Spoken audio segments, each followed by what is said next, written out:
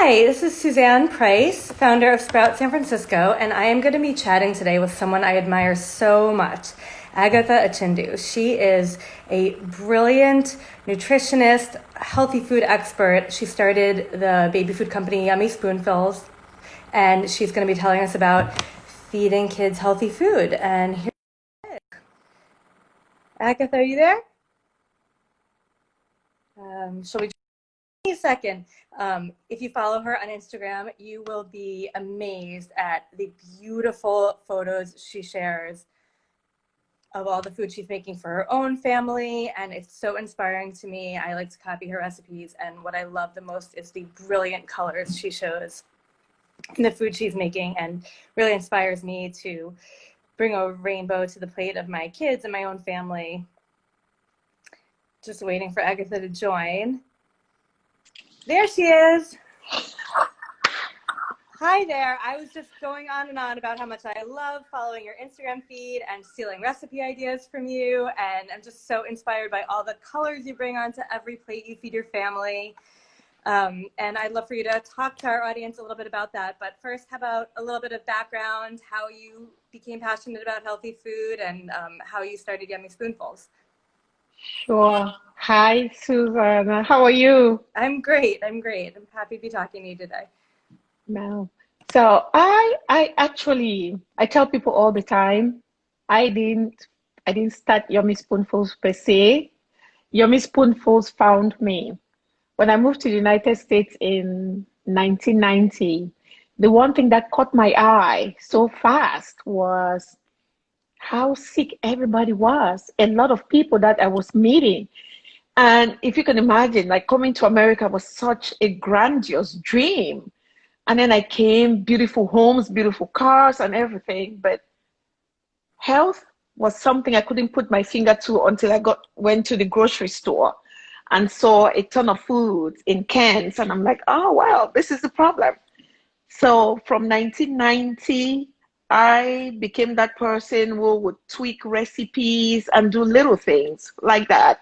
And eventually I became the go-to person that if somebody has some zigs, they're like, oh, what do I do? I'm like, oh, let me show you how to bake your chicken and not fry it in deep, not deep fry the chicken. Little things like that. And then when I became a mother, I honestly became more purposeful. I started hosting workshops. I mean, today now we have Facebook and things. Back in the day, there was like the meetups and all the little things, but there were a lot of moms who would come to these groups and they would tell their friends. I would get calls from Phoenix, Arizona, and all these places like, oh, can you help me make food for my baby? Can you teach me what to do? And I would host these classes for free. But then I later on realized that parents are looking for this type of food in a more convenient way. And I'm like, why is nobody making food like we all do in our own homes, right? Puree or chop, cook well and freeze. Why do we have all these foods that's on the shelves with a 2-3 year shelf life that really it's not the best?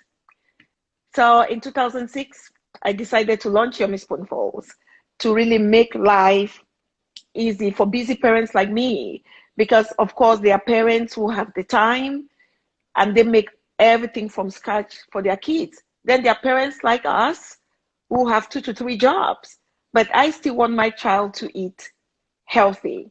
I want my child to eat the same type of food that when I have the time at home, I would make. So 2006, Yummy Spoonfuls was launched.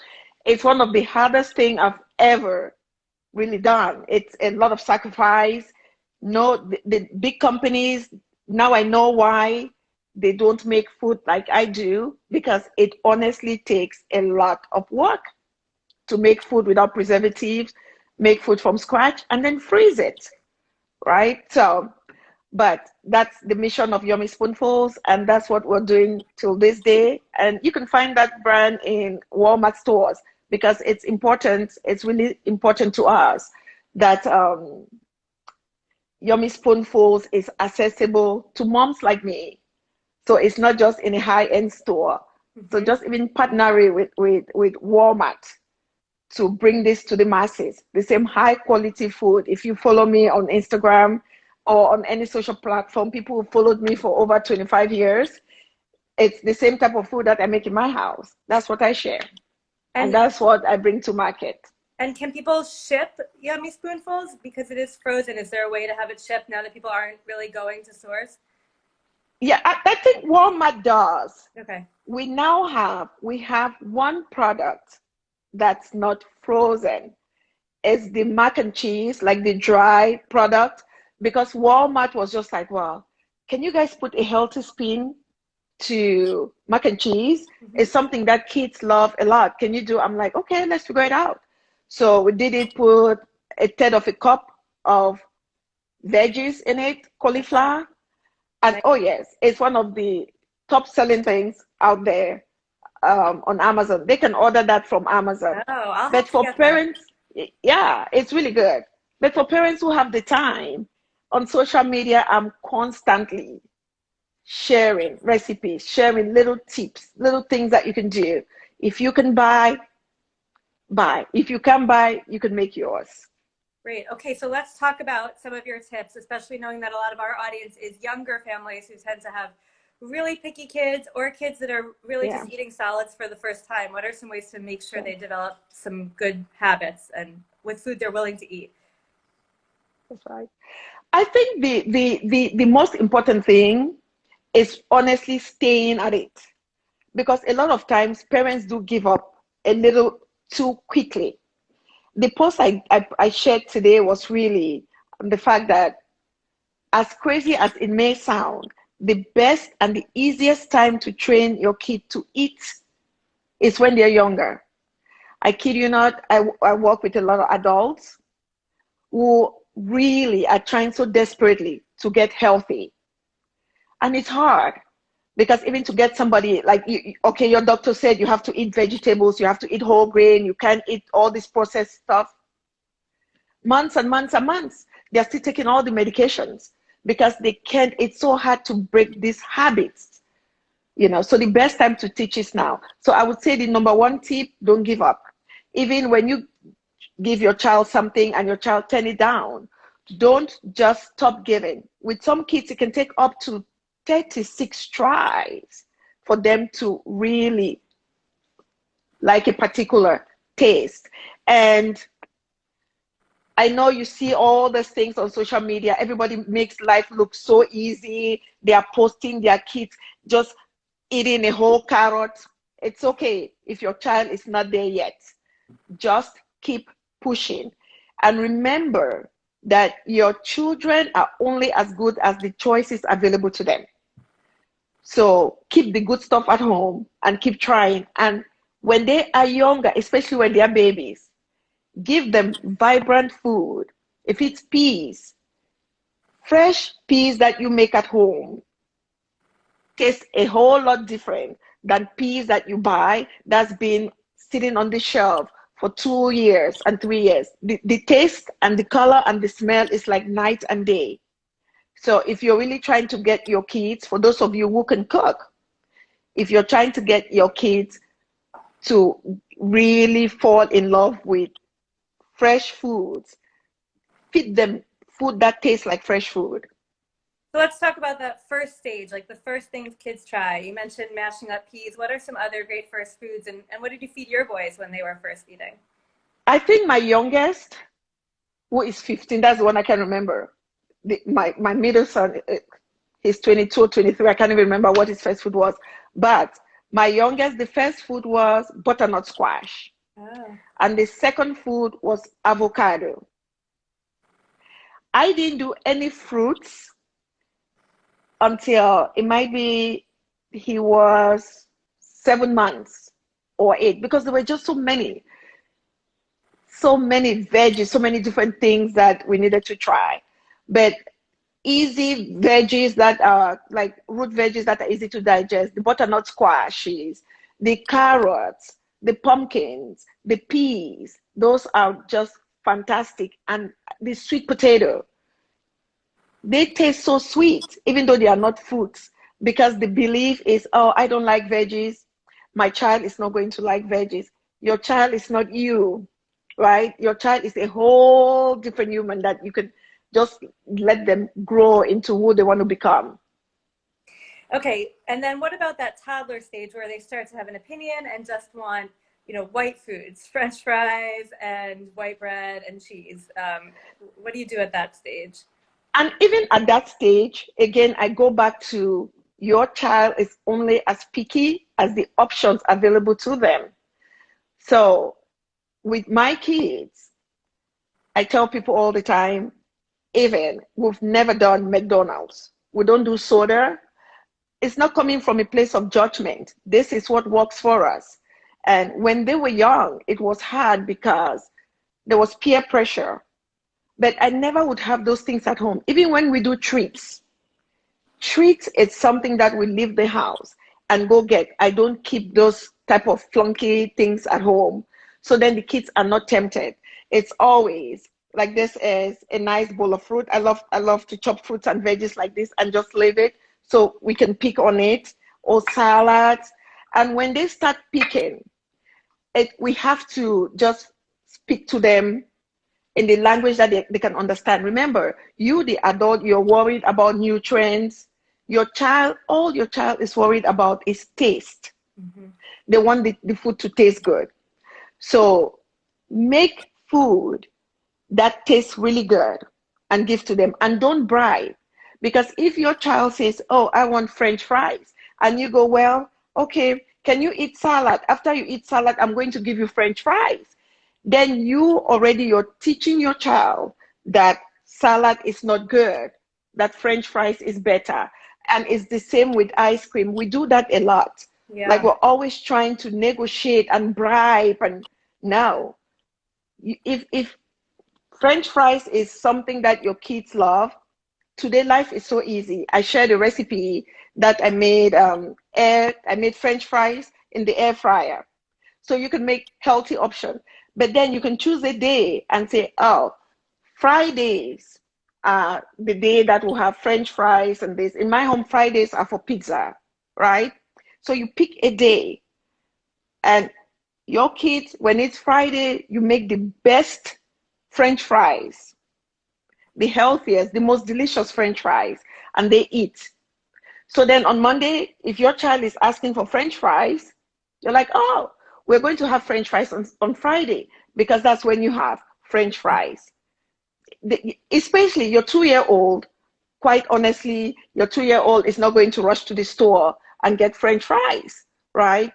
And I know food parenting is such an emotional space, but sometimes we have to give ourselves grace, knowing that we're doing the best that we can, but also remember that our children, as much as they cry for specific things, they are not equipped enough to make the judgment that, oh, if you are eating this type of ding dong every day, you're going to get sick, right? So we just have to try, if that makes any sense. Yeah, absolutely. And I love that tip about not bribing them with treats. Sometimes it's such an easy, quick thing to go to. I just want you to eat that broccoli, just eat 2, and then you can have the French fries. And that is ingraining something in them about both broccoli and French fries. So I love that. Can we see your beautiful fruit bowl again so we can all be inspired about it? Oh, sure.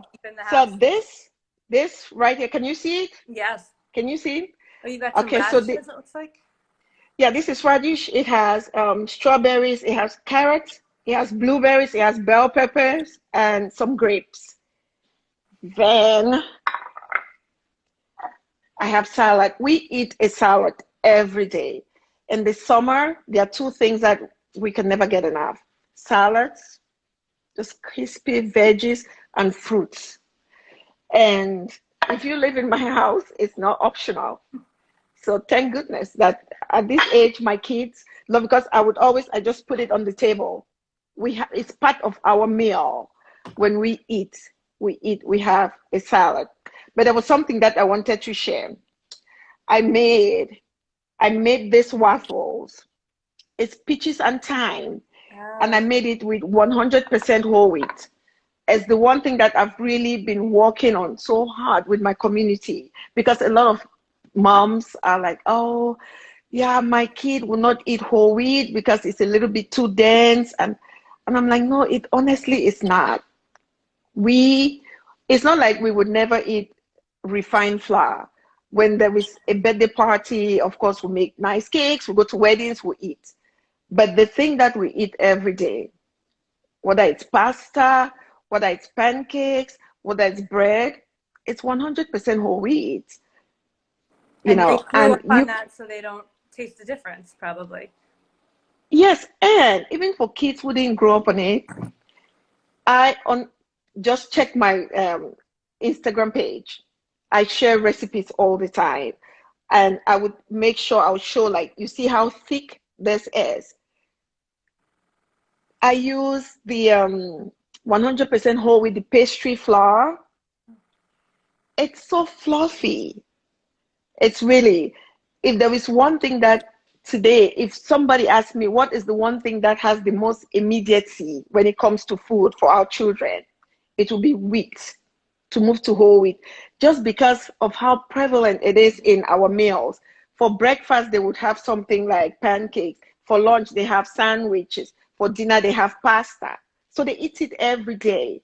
And there is so much sickness they've done so many research that's tied to just refined flour because it's empty calories and it causes so much inflammation in the body. This recipe, I haven't shared this recipe, but on my Instagram page and on my YouTube channel, there are tons of recipes. Just keep checking. Well, maybe you'll share that one for us in the next couple of days. So while you're Yes, actually, I can. How about that? I can get this to you. I'll take a nice photo and then I'll get it. That way you can share with your community. Yeah. That sounds great. Yes, And I would love that. what's in your beautiful salad? Because people think of salad as just big leafy greens and kids don't want to eat Goodness. that. So this is the thing though with salad, because a lot of people can start from scratch. I say it doesn't matter whether you buy a bag salad. There are add-ons that you can do. Like in here, of course, I have purple cabbage. In the summer, everything I make needs to have purple cabbage because it's so vibrant and it's so sweet. But then there is, I think they pronounce it jicama. It's spelled jicama, but I think it's jicama. It tastes like apple and it's white. This is something so that you can give to the kids. And then I have some nuts. I have some lettuce. I have some seeds. I have some cranberries in it. What else do I have? I have some broccoli, some oranges, and some tomatoes. That looks wonderful. So, thank you. The mindset when you bring salad, say you bring a bag, or you start with lettuce, just find some colors that you like and add to it. I like crunchy. And then I slice tomato, I slice oranges and put in the salad in the summer. Then, because that could just be even the dressing, right? The orange juice from the fresh orange, some lemon, some olive oil, a bit of salt, and you toss it. It's so juicy. Oh, I have some blueberries in it. That sounds great. I feel like I want to go copy that for my lunch right now. Thank you. And you can change, because people ask me all the time, like, you guys don't get bored? I say no, because today I can put basil, and tomorrow is parsley. Just the little things that when you're eating, you take a bite into something else, like, okay, that wasn't there yesterday. You really don't have to reinvent the wheel all the time. Look for little things that you can add to change it up a little bit. And I know you've been doing Meatless Mondays in your house. I'd love to hear your thoughts on meat for kids in general, and also dairy. I know is something that some people are trying to steer away from these days. So, for me, normally we don't do dairy like that. I just come from a culture where after a kid is over 1 year old, we don't drink milk. And sorry, where are you from again, Agatha? Will you tell everybody? So I am originally from Nigeria and Cameroon. My mom is from Nigeria. My dad is from Cameroon. I was born in Nigeria. Yes, so that's that culture. But food is such an interesting space. We are all so different, and what works for A doesn't work for B. But one thing that I know as an integrative nutritionist, as somebody who's invested so much time, I mean, over half of my life, I'm going to be 53 this year. So a larger part of my life has been around nutrition like this, is that there is no diet that too much of it is good. No. So we go to, let me talk a little bit about beef, because that's meat, in particular beef, is such a huge topic. What I know is because the cattle in America, majority of them is fed grains. So just by default, I'm not even going to go as far as how they are raised, like with all the antibiotics and that. Let me leave that apart. Just what they eat, it kind of shifts the balance of their omega-3 and omega-6. So then because there is a lot of grains that they eat. So when you're eating a lot of that type of meat, that particular beef, you're getting more of the bad stuff. However, not everybody can afford to eat grass-fed beef. If you can, I would save my money to eat grass-fed beef. It might be, even if it's once a week, not every day, because it doesn't make any sense putting the wrong stuff in your body every day. There is, I mean, if you go, I think it's PubMed, and look at some of the research. They did a study, the China study. I don't know if you're familiar with that. Oh my goodness. I mean, you see the whole thing about saturated fat, and for dairy, I know we're made to believe that, oh, well, because I ask parents all the time, when a parent is talking to me, it's like, oh, well, we have to do dairy. The question I would ask is like, why? What do you want? What do you need from dairy? And they're like, oh, calcium. I said, well. We were brought up that way, to be taught to drink a certain number of glasses of milk for the calcium. That's right. That's right. And I'm just like, okay, we can get calcium from spinach. We can get calcium from here. We can get calcium from here. However, if you're going to get the calcium from here, and the reason this particular topic, this particular conversation was happening, her child had low iron, and they've been trying so hard to raise the iron up, and the child is taking supplements.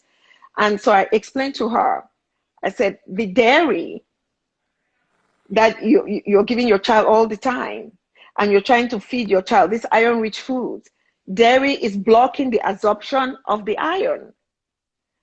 So you would have to, and she looked at me like, are you serious? I said, yes. And that was the switch she needed to do to take dairy out for a while, right? So even if your child is going to do dairy, mix it up a little bit. If you can get good quality dairy, and I know this is not like something that people even talk about, the whole raw dairy and stuff, because sometimes it's not the food, it's just how the food has been played with so much, it's been denatured. That's how I see dairy, because I grew up on raw milk. But even at that stage, as a grown kid, you weren't doing raw milk, except they cook something that it needs milk. You will not just sit and drink milk. So to answer that question, in my home, especially in the winter time, we don't do dairy, like we don't do milk like that, but we do cheese. My son, my youngest, loves good quality cheese. But during the winter month, when there is a lot of, viral infection things running rampant, we just stay away from it. Because anything that's going to suppress the immune system, we stay, we kind of switch and, up more of vitamin C, vitamin A type foods. Yeah. And you mentioned there are other great sources of calcium. And I know, again, growing up in America where you're taught you need your calcium from milk, what are some other things? A lot of kids stay away from nuts, of course, these days. So what are some other great examples? Spinach. Spinach is very high in calcium. Spinach is very high in calcium. And something that's so underrated that parents don't even think about, sardines. Okay. Sardines. If you get good quality sardines, like I go to Costco and they have the sardines that's wild caught. It's from, it says Pacific sardines, and it has olive oil. That's just for people who are not vegans or vegetarian. That's just, it's such a perfect, such a superfood, and it's so affordable, so cheap, but Okay. it's good. It's high in calcium, like way high. And then sesame seeds. Kids love sesame. You know, sesame seed is so high in calcium that when my kids were younger, when I would make almond milk at home, I would blend sesame and add just to increase the content of calcium in it. Sesame has a high ratio of calcium. That's a great tip. Thank you. Any other words of wisdom you'd like to leave our parents with? Things they should consider? I think, and just so when we're done, if you can check, because I can't see your questions, to see if anybody had any questions so I can just answer while we're live. But the most important thing, I mean, I have so many important things, but I think I would really want parents to remember that your kid doesn't accidentally have a healthy eating habit, just like they don't accidentally learn how to ride a bike or accidentally learn how to potty train. We invest so much time teaching kids to do everything. It beats me. I can't put my finger around why when it comes to food parenting, we give up so fast. But your child, you can train your child. You honestly can train your child to eat the way you want them to eat, whatever way it is, because healthy eating is different for everybody. But you can train your child. Your child wants to be trained, and you can do it. And I know today, we are all trying our best about boosting the immune system to just keep coronavirus away because everybody's talking about this. But my gentle reminder is that the immune system is not just for corona, it's for everything. Our immune system is our number one defense. So if your immune system is working properly, even something like cancer, and there are studies about this, even something like cancer, you'll be able to fight it off. So when our immune system is not working, we're more susceptible to diseases, regardless of the disease. So do all that you can. Read labels. Don't take for granted. Don't follow food trends. Be present, because when you eat or when your child eats, if you're present enough, you can immediately, from when they eat to a few hours later, you can tell if that food is giving them life or is sucking life out of them. We see it all the time. So be present and just do the best you can. And in terms of immune system boost, which is such an important topic right now, what are some, obviously it's not a simple answer, but what are some quick go-tos people should have on hand right now? I think the number one thing is not even just what you should have on hand, it's what you shouldn't have on hand. Sugary drinks is something that you want to just keep away, especially from the mouth of your children, because that has such a bad effect on the immune system. Vegetable oils is something that we don't talk about enough.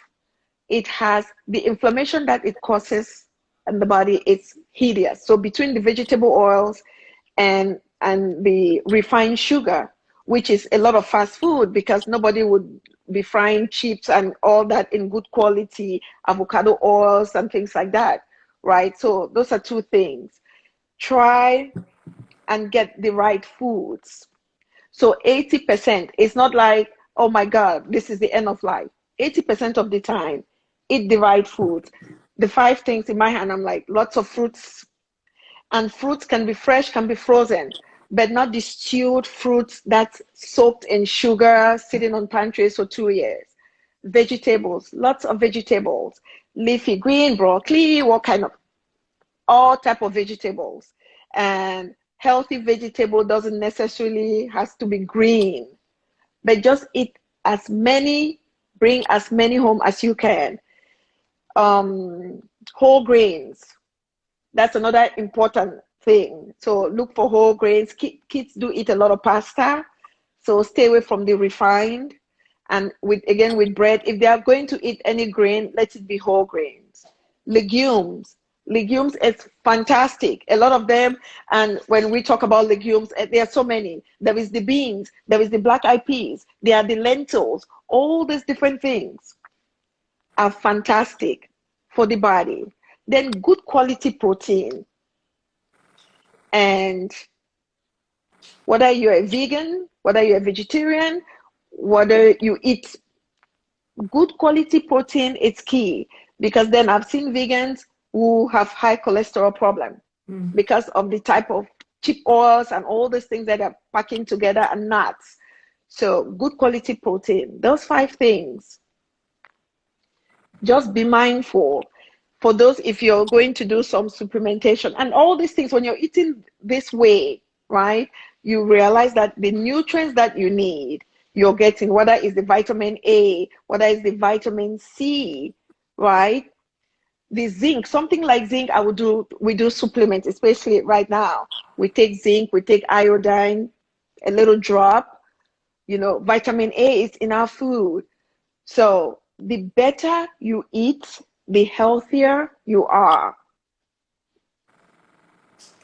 Thank you so much. I think in this moment that we're in is a good time to reset some of these habits that we've developed, at least for my family before all of this, just being constantly on the go from one place to another. It's been really hard to take a moment and even think about what you're eating. And this has been one small positive thing of being home so much, is just really taking time to think about it a little bit more. So it's a good opportunity, and you've given at least me a lot to think about in terms of what I'm feeding my own family. I'm so appreciative. Oh, thank you. And the same, I mean, you know how it is. We're on the road, we're walking, and there's this pause. Even though it wasn't planned, I cannot even tell you how grateful my spirit is for this time. Because the other day I wrote on my page, I said, the one thing that I'm doing more of is honestly taking the time to chew my food. Because it was always on a rush. Digestion doesn't start in the mouth. My mom used to tell me that all the time. But just being able to slow down and eat and just taste the food, not rushing to the next meeting or jump on the next plane. Another thing about inflammation, about our immune system that I want to mention, sleep and stress. I know a lot of times when adults, when we think about stress, we don't think about our kids. Kids get stressed. So whether you are into yoga, into mindful reading, whatever it is that you can do, teach your kids. Give them any tool that's working for you to manage stress. Teach your kids. With us, when my kids were younger, we used to do deep breathing because there is nothing that settles the human body like our breath. So be mindful that your kids, this whole this crazy period is crazy for us, it's crazy for them. So let's manage stress, let's eat better, let's move a little, let's go outside and get some vitamin D, very important, and then let's sleep. All the things that you need to do that really calms your body and not mess with inflammation is good for your immune system. And when your immune system is good, you're good. This has all been so wonderful and great tips, and I think we've all learned a lot. I really appreciate it, and anyone who isn't should be following you on Instagram because you're constantly giving good tips and ideas. And I hope we can do this again soon. Thank you so much, Agatha. Thank you so much for having me. And I'll try and take a nice photo. I'm going to make sure my boys don't eat this until I have a picture for you, and I'll send the recipe over. Okay, sounds Thank good. you. Talk soon. Take care. Bye. Okay, bye.